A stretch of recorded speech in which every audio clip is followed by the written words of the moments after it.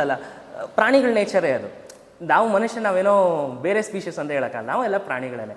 So ಪ್ರಾಣಿಗಳದ್ದು ಇದೊಂದು ಇದ್ದೇ ಇರುತ್ತೆ. ಫಾರ್ ಎಕ್ಸಾಂಪಲ್ ನೋಡಿ, ಇವಾಗ ಒಂದು ನಾಯಿ ಬರ್ಬೇಕಂದ್ರೆ ಒಂದು ನಾಯಿ ಓಡೋಗ್ಬಿಟ್ರೆ ಇರೋಬರ ನಾಯಿ ಎಲ್ಲ ಹಿಂಗೆ ಓಡ್ತಾ ಇರ್ತದೆ ಹಿಂದೆಗಡೆ.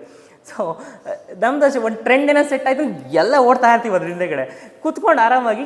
ಏನು ಓಡೋ ಅವಶ್ಯಕತೆ ಏನಿದೆ, ಅವ್ನು ಇಷ್ಟ ಅವನು ಓಡ್ದ ಬಿಡು, ನನಗೇನು ಅದು ಅವಶ್ಯಕತೆ ಇಲ್ಲ. ಇದೊಂದು ಸ್ಪೇಸ್ ಕೂತ್ಕೊಂಡು ಅದು ಮೈಂಡ್ ಸ್ಲೋ ಮಾಡಿಕೊಂಡು ನಾನು ಓಡಲೇಬೇಕು ಅನ್ನೋ ಅವಶ್ಯಕತೆ ಇಲ್ಲ. ಒಂದು 5-6 ಜನ ಓಡಿದ್ರು ಅಂತ ಅಂದ ತಕ್ಷಣ ನಾನು ಅವರಿಂದನೇ ಓಡಬೇಕು ಅಂತ ಏನಿಲ್ಲ. ಸೊ ಟೈಮ್ ತೊಗೊಂಡು ನಮಗೋಸ್ಕರ ನಮ್ಮದು ಸ್ಪೇಸ್ ತೊಗೊಂಡು ನನಗೆ ಏನು ಬೇಕು ಅಂತ ಆಲೋಚನೆ ಮಾಡಿಕೊಂಡು ಅದಕ್ಕೆ ನಾವು ನಮ್ಮ ದಾರಿಲಿ ನಾವು ನೋಡ್ಕೊಂಡಿದ್ರೆ ಒಳ್ಳೆಯದು. ಎಲ್ಲರೂ ಹೋಗ್ತಾ ಇದ್ದಾರೆ, ಎಲ್ಲ ಅನ್ನೆಸೆಸರಿ ರೇಸ್ಗೆ ಹೋಗಿ ನಿಂತ್ಬಿಡ್ತೀವಿ.